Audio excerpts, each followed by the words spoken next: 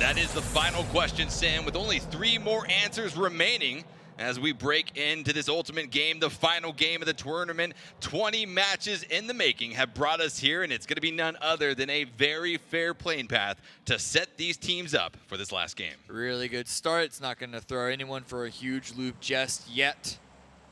So it's definitely going to set the stage for an amazing final round. Already AVANGAR, 3 games in a row, going to Milta Power. Riddle going to just around the prison area north of Milta. They usually go. Reciprocity. Now you see where everyone's going. It's all the same stuff. All the same stuff, at least for right now. Vitality desperately chasing that 4th place position. Currently sitting in 5th, looking to have a big game, but also looking to stick to the status quo. They don't want to shift off anything. They want to play the PUBG that they have practiced, that they have scrimmed on, that they have fine-tuned over the course of the last few weeks. I think we're going to finally see some more people in George Bowl this time around. This playing round does give more access to it, even if AVANGAR are going to be avoiding it. Unity and Beşiktaş certainly are not. Unity going to be going to their secondary drop location. Instead of down south to Sosnovka Island, that Novo drop spot, they will be favoring up towards North George Bowl, where they, at least in Phase 2 of PEL, they shared it sometimes with Reciprocity on the eastern side. They're not the only ones leaving Sosnovka Island. It's also Northern Lights, who are dropping right on top of Vitality. We talked about it, Cameron. Yeah, I mean, Vitality, they have been in an interesting situation leading up to this event, but the circle once again goes north, and that is great for Northern Lights, great for Unity, who now don't have to worry about going across Sosnovka Island. But the immediate question that comes to mind... Oh my god, Scoom. Right now, he's able to find the tags onto Vitality, who is making the rotation. They were trying to get out of school, but Shadow 1K gets dropped down and out of the US. Big questions surrounded this Vitality squad coming into this game, and now, off of just 2 minutes played, they're already going to be on their back foot. So what I want to know is why Vitality, like how they got into a situation that forced them to leave school. To me, that without seeing what happened, that reads as them not dropping as effectively as Northern Lights, which is a really big flaw. It doesn't matter if you've never been hot dropped before, you still want to be as efficient with your actual parachuting as possible. Seven's going to be chasing down the likes of Vitality as well. They pushed in to this Razak, very spread Watertown, I guess, split that they're trying to hold on to. A lot of teams were gunning for Vitality off of that drop, and the damage has at least been done. Vitality is not going to be able to rotate to Yasnaya. They're going to have to continue on, and 2 members are going to essentially be holding on to No Lean. Not going to be a bad position for them to hold on to stay alive for phase number 1, but they're going to be drastically, severely hampered on not just their player count, but also their loot. Yeah, the loot's the big issue. That's why Nasus isn't sticking around. He's just dropping Jazza off to loot for himself, and he's going to go find some loot elsewhere before he joins back. Luckily for them, the circle is up north. There aren't that many people around this area, so it does give them a little bit of flexibility, but they're still not going to have that much time to be able to loot that many items. They're probably just going to want to go for a very, very thin, shallow level of equipment before they group back, because in only a matter of 1 or 2 more minutes, we're going to see the first few teams start to rotate in.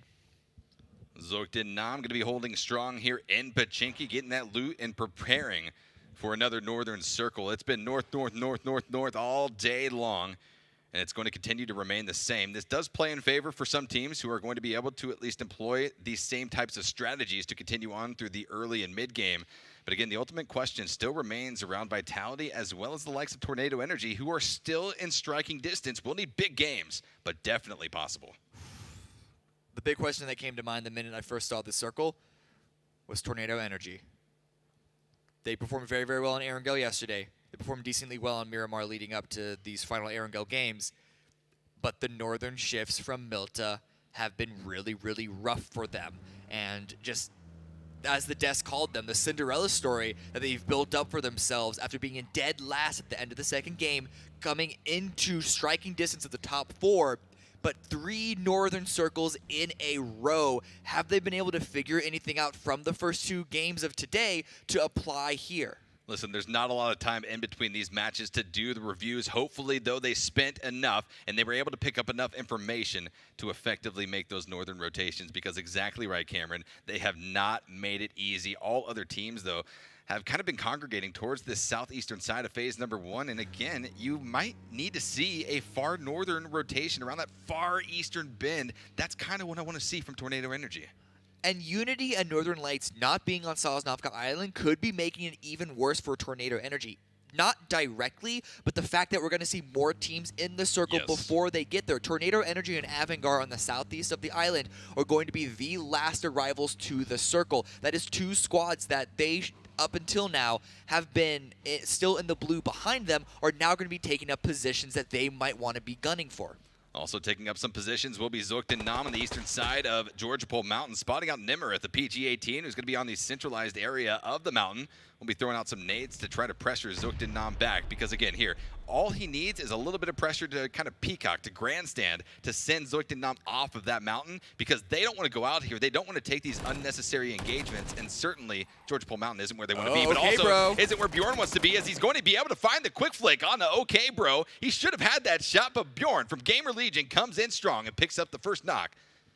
Bjorn had really, really good timing. I don't know if it was him just recognizing what was going on or just being lucky, but OK Bro ran out of ammo the minute Bjorn stopped, and that gave Bjorn a huge opportunity. Sure, OK Bro pulled out the DMR, but at that range, the AR is going to beat you unless the DMR hits some immediate headshots, which wasn't going to be the case. I'm pretty sure he was also able to get the back tire out on that buggy. It was so close for OK Bro, but it wasn't enough, as the other members of GamerLegion now positioning on the hills just south of Rozok, going to be spotted out by Perfect of that Northern Light squad. Deep going to be prepping the nades, but is going to be out of striking distance as far as that is concerned. It gets close though, bouncing down the hill, but a full retreat coming out from GamerLegion. It was thrown out just in case GamerLegion continued the push, but they backed off and able to avoid all of that. Naleb does go up. PG-18 conceded Georgia Pole Mountain earlier against Zoekt and Naam, but that rotation, Unity gets 1 more point.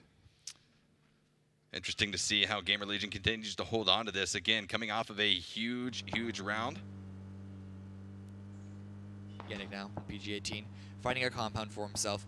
Bit of a rough situation for them. He's not sticking here, though. They want to get a little closer to center, it seems. He's actually going to be taking the hill. It's a good position for him to hold at while the rest of his team arrives in the compound. The high ground gives him the advantage, but the fight still breaking out between GamerLegion and Northern Lights. Bjorn goes down. Okay, Bro couldn't find him, but Perfect can deep coming in with a double on the Bjorn, and Hamster will be making quick work of this GamerLegion squad. Just 1 more going to be alive. No, mark that 2 as 1 retreats in the buggy. Fex going to be holding on to the hillside where nades start to rain down, but he could be able to catch out some members of that squad. Is now big kills coming in for Tornado Energy on top of 7. Able to find Crab, looking for more here. These are the points that they so desperately need. This is definitely a good opener. More grenades coming out from Aliag, just in case there was a player hiding in the smoke trying to get that loot. The worry is this other position, though, from the members of 7. It's going to be the high ground position, the Overwatch position, trying to protect Francario and hold these 2 members of Tornado Energy at bay, because they still have members coming up from Milta. There are more positions to hold in this circle than the previous circle. And so Tornado Energy were able to find a position for themselves right now. Looking over here at Desperado, they're trying to rotate in, but back to AVANGAR. This was my worry about Tornado Energy. AVANGAR coming in from the flank, but they actually get found out by Compod, who seems to be a solo player. He definitely is a solo player. 3 of the members of Tornado Energy have made it up towards the north. Example was the second to last player there, and now with another kill in their pocket, they're going to be trying to reunite as a 4-stack to combat the remaining 3 players of this 7 squad. Again, making their way in the right direction. This is how they have to start off these games and how they will need to continue on to find themselves in a top 4 place. So they didn't actually finish the kill on that AVANGAR player. They only got the knock, and he didn't want to stick around because they were south of the river. There's a big chance that the river you're going to want to be north of it on the next circle. And the rest of his teammates are also up there. And it was a good grab of information, but he didn't overcommit to that engagement. Let's see where the next circle goes, though. The river is a big part of play. The bridges could be very impactful, and Tornado Energy striking control of one of these bridges could net them a good number of kills. You can see Reciprocity in a 3-1 split over on the eastern side, but the circle shifts hard over to the west. River's still going to be implicated down to the south of phase number 2. That's a big, big thing to keep in mind as we continue on, and these rotations amount from the east. Watch Unity's position. They actually are holding 2 bridges, 2 on Cube and 2 on the further west bridge of that. Fex is going to go for more of an engagement. He was left behind while his teammate is being distraction. Mac and Dark, and he's going to pounce right now. He finds one and gets the immediate finish. Deep right below him, and Quizzy way off on the side. If he pushes down aggressively into that player just off of the southern flank from where he is, he opens himself up to the shot. the other member of Northern Lights, and certainly is going to be open to those shots right now. Hasn't been spotted out yet because Quizzy is under fire from the other member. Mackendark is able to find the protection for Fex, and he's going to continue to try to cross the road, but the push comes up. Deep going to be knocked down immediately. Mackendark continues to be a huge protector for his squad mate. Mackendark is coming in huge. Fex would have been in a real big piece, like a lot of trouble, but Mackendark is landing the shots, and he is pressuring multiple people by himself, but he's going to have to pressure even more because you can see on the map that a lot of other squads are coming in from the southern side.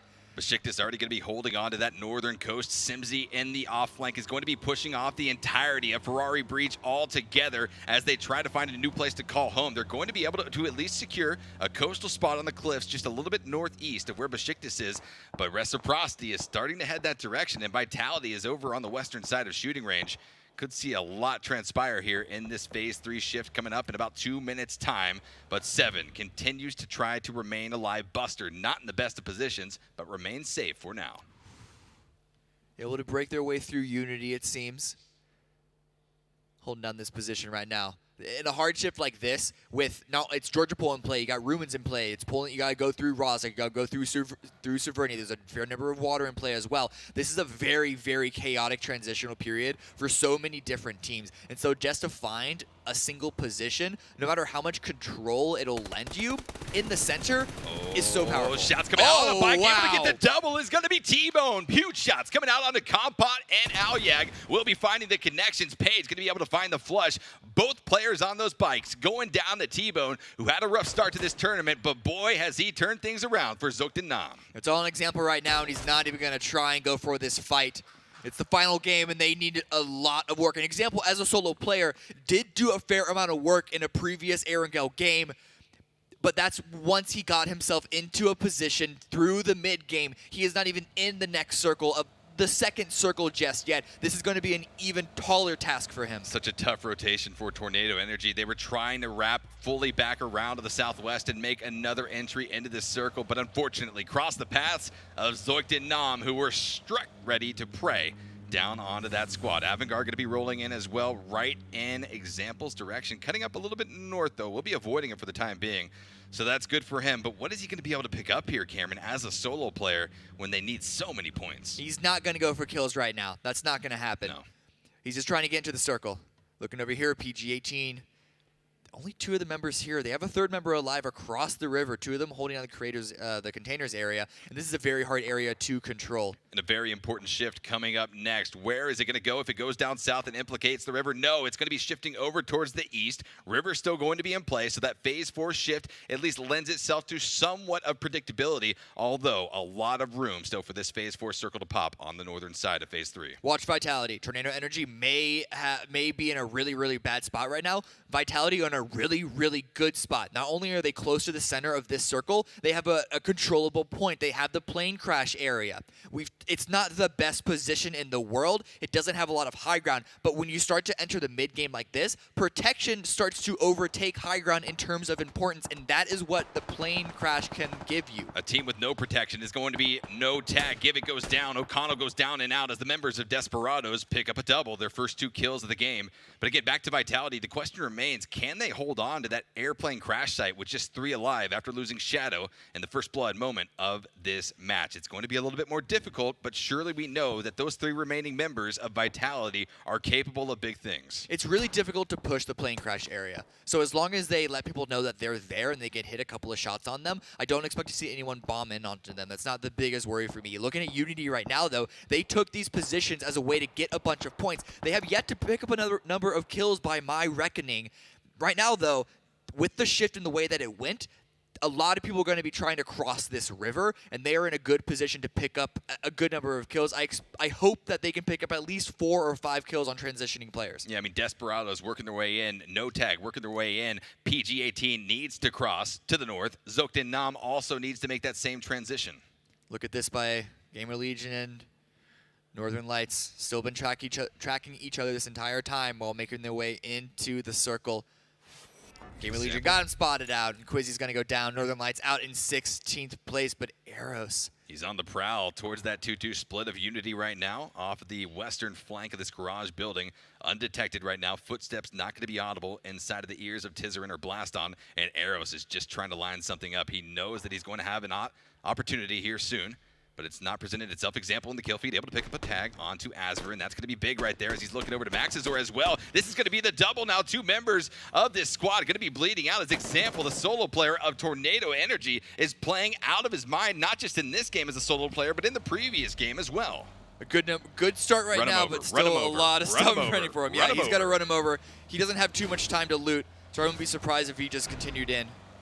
And he will be able to find a pretty open entry if he continues up towards the north. AVANGAR still trying to look for him off the western side of the circle. Toke going to be spotting him out, putting a few shots into his backside, but not going to have the lines of sight or the distance to really be a pain in the backside of Example as he continues on here. He's making the moves in the right direction, Cameron, but he still has a tall task in front of him.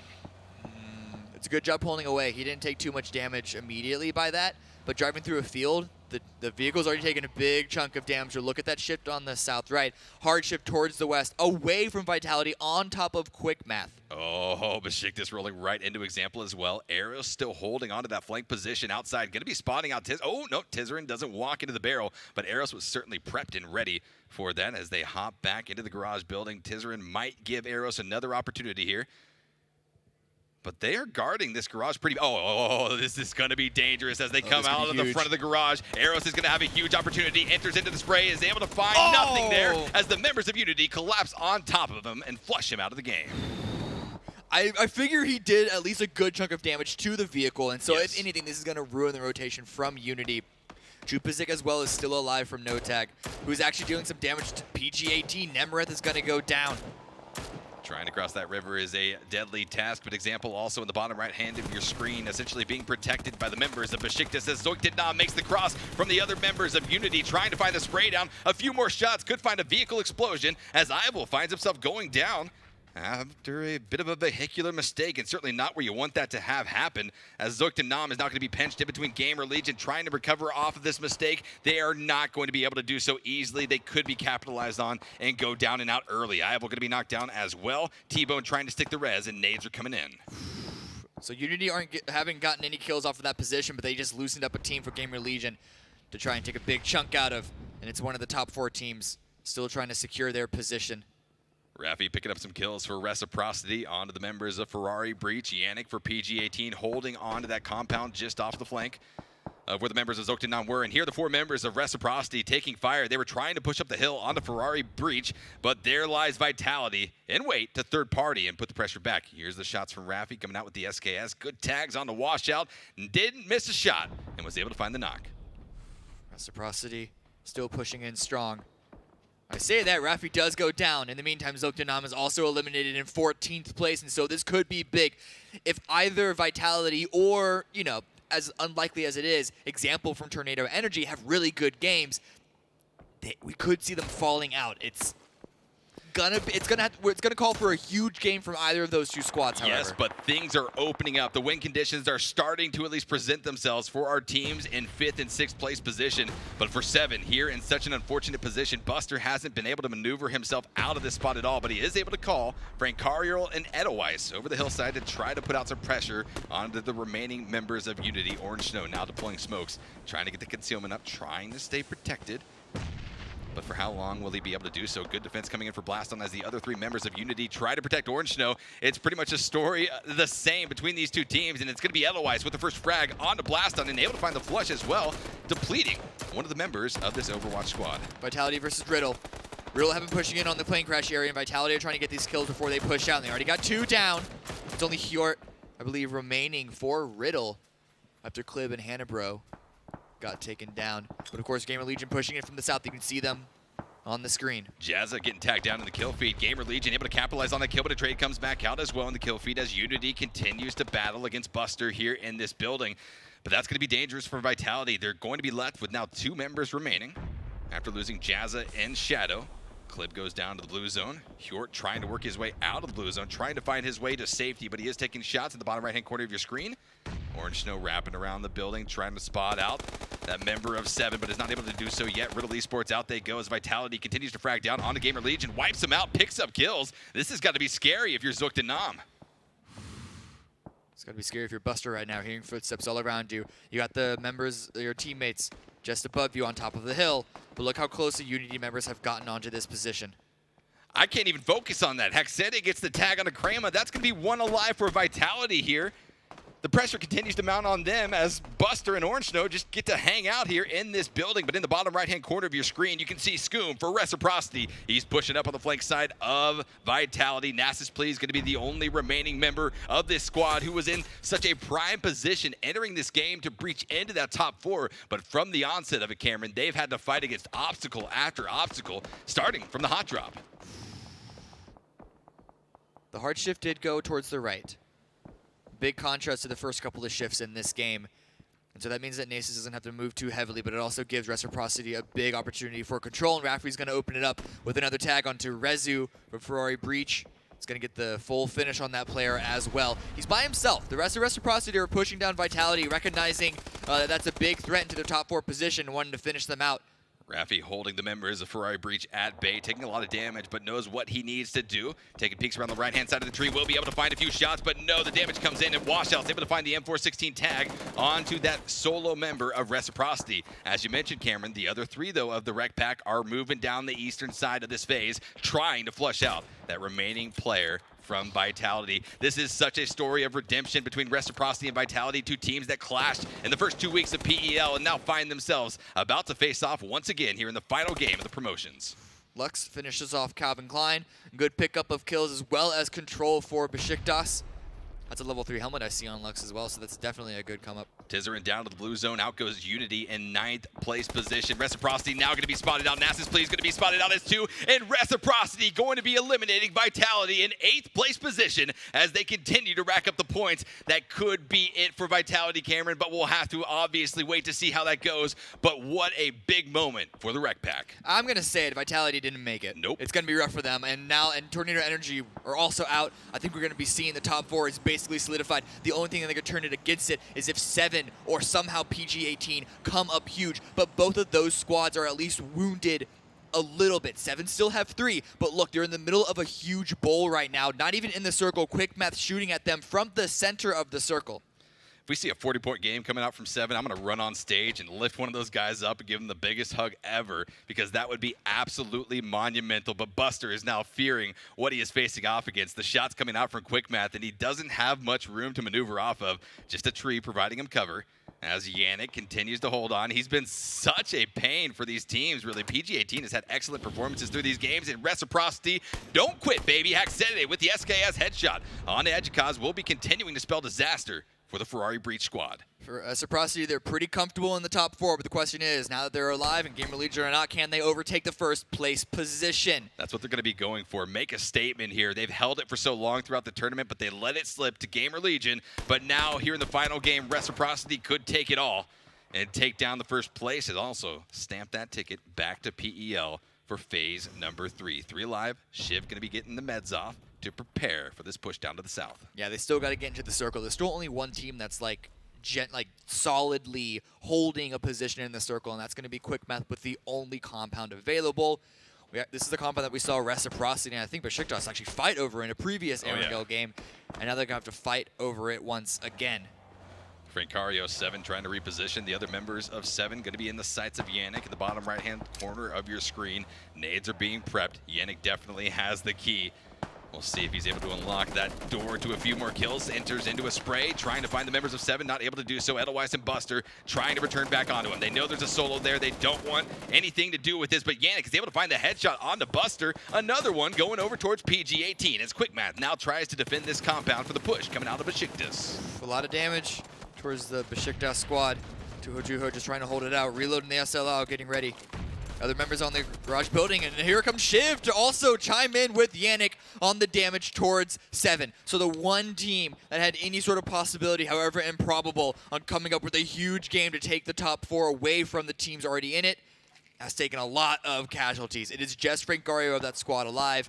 and he is nowhere near the rest of his teammates. The climb to first place continues for Reciprocity as they pick up their 8th kill of the 20th and final game of this promo tournament. Quickmath trying to hold some of the Beşiktaş members at bay for the meantime, but so many teams are clustered over towards this northwestern side. Washout going to be spotted out. Francario trying to spot out Yannick, who continues to remain alive. He's not been able to flush out that kill just yet, but 7 is severely on their back foot. Francario is just trying to keep Yannick pinned there, but both these players have the blue coming in on them. Beşiktaş taking a lot of damage still. Tomil goes down. It's just Lux and Simzy alive.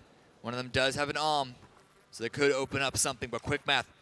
Mise went down, but it's going to be an easy pickup for them. They haven't really had a lot to do, a lot they've been forced to do, but this next circle shift does force them out of the compound, and it actually gives a lot of control to Reciprocity. Reciprocity holding on to the eastern edge of this circle as 7. Now going to be on the far western edge of the previous circle. Finds the frag on the Cold Dementa, picks up another kill point, and it's going to be good for them as they wipe out Desperados in 7th place position. 6 teams remain in the final moments of this game. About 5 or so minutes to decide which 4 teams are moving up or moving back to PEL Phase number 3. Francario going to be rotating around the far southwestern bend, trying to just find some way in hell to get inside of the safe zone, but it's going to be a tough maneuver, especially with Yannick still looking for blood, and now Simzy with the AWM looking his direction. Going to be missing the first shot, but now feeding that information as well to Lux. 2 guns trained in his direction. Blue zone on his back as the Ferrari Breach squad will be eliminated. Scoom picking up another kill for the Rec Pack.